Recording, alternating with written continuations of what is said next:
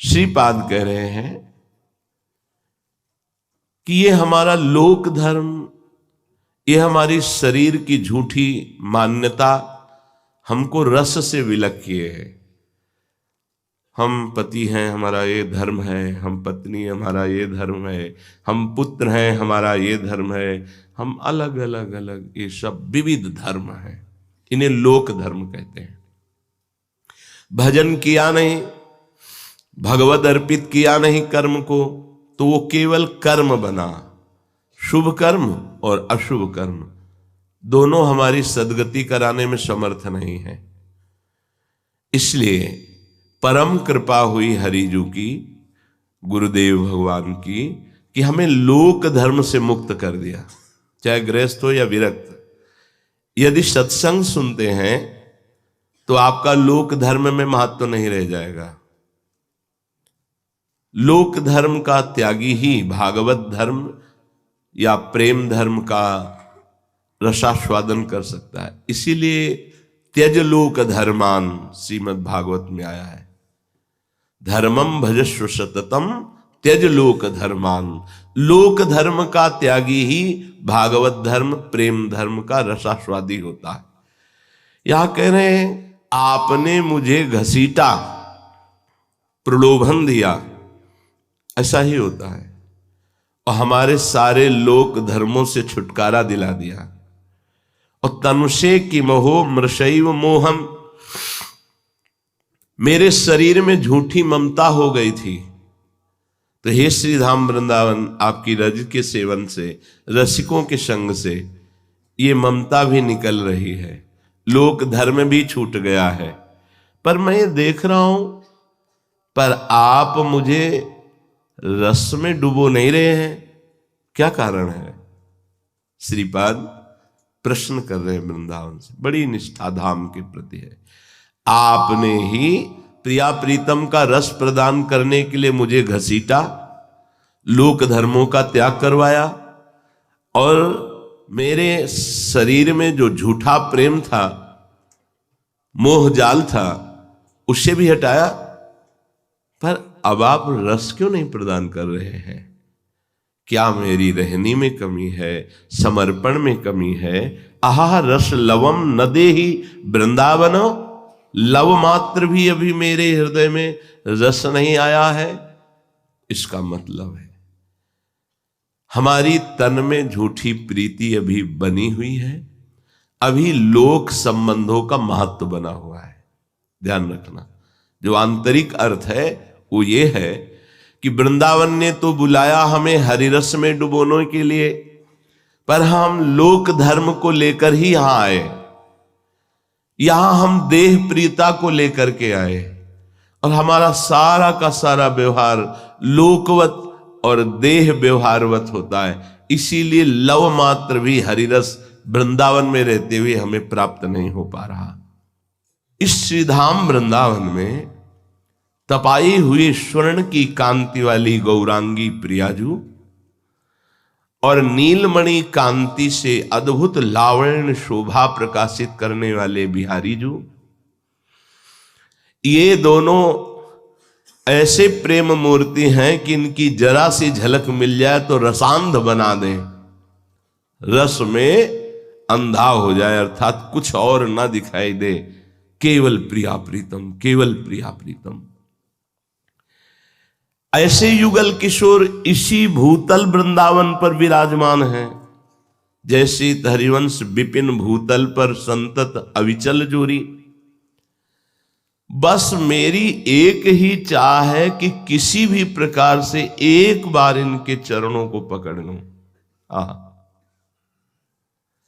एक बार ये मेरे नेत्र गोचर हो और हम इनके चरणों में प्रणति हो जाएं, गौर श्याम के चरणों में एक बार पड़ जाएं और दोनों के चरण ऐसे पकड़ लें। फिर वो दोनों कृपा करके हमें उठावें और हमसे पूछें कि तुम्हें क्या चाहिए, तो हम उनसे केवल यही प्रार्थना करें, केवल आपके चरणों की सेवा मिले, यही इस प्रिया है, यही इच्छा है। आप युगल सरकार के चरणों का स्पर्श करके कहते हैं कि हमारे हृदय में केवल एक ही इच्छा है कि आपके चरणों का सेवन करने को मिले, सेवा करने को मिले। हे प्रियालाल, यद्यपि आपने बहुत कृपा कर दी, प्रकृति से परे त्रिगुणातीत भगवान का वैकुंठ धाम है, पर इस श्रृंगार मूर्ति महामाधुर्य रस प्रदान करने वाले वृंदावन के आगे उसकी महिमा कुंठित हो जाती है, वैकुंठ की। ये वृंदावन कृपा करके भूतल पर अपने को प्रकाशित किए हुए है। इस महान श्रृंगार रस, प्रेम रस प्रदान करने वाले धाम में जो पुरुष आ जाता है, आश्रय ले लेता है, शरण हो जाता है, वो सब ऐसे महान हो जाते हैं कि मैं उनकी चरण धूलि माथे पे रखना चाहता हूं। श्रीपाद कह रहे हैं ये बड़े सौभाग्य का विषय है कि प्रेम धाम वृंदा विपिन में आने को मिला, परिचय मिला। इसका फल होगा, आप चाहे दूर रहते हो या धाम में रहते हो, अगर ये फल नहीं तो बहुत बड़ी चूक हो रही है।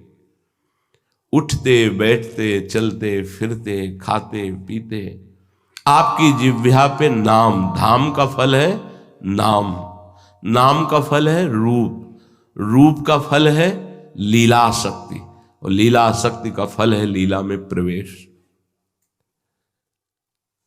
अगर हम नाम जप में रुचि नहीं प्रकट कर पा रहे हैं तो हमें जबरदस्ती जपना है।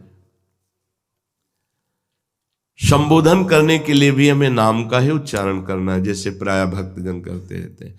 हमें किसी को बुला श्री हरिवंश राधे, ऐसे संबोधन। प्रभु के नाम के बिना हम किसी से बात नहीं कर सकते। पहले नाम उच्चारण, पहले वो नाम बोले, फिर हम नाम वार्ता करेंगे, क्योंकि प्रारंभ में, मध्य में और विश्राम में यदि नाम है तो वार्ता नाम वार्ता के अंतर्गत ही है। नाम जपते जपते रूप का प्रादुर्भाव हो जाता है। रूप की आसक्ति में उनका मुस्कुराना, उनका खेलना, उनकी लीलाएं प्राण प्रिय लगने लगती हैं। लीलाओं का प्राण प्रिय होना ही लीला में प्रवेश पा जाना है। लीला में प्रवेश तीनों तनों का त्याग करा करके भाव देह की प्राप्ति करा के किया जाता है, और वो जीते जी होता है। मरने के बाद की बात नहीं है, जीते जी होता है।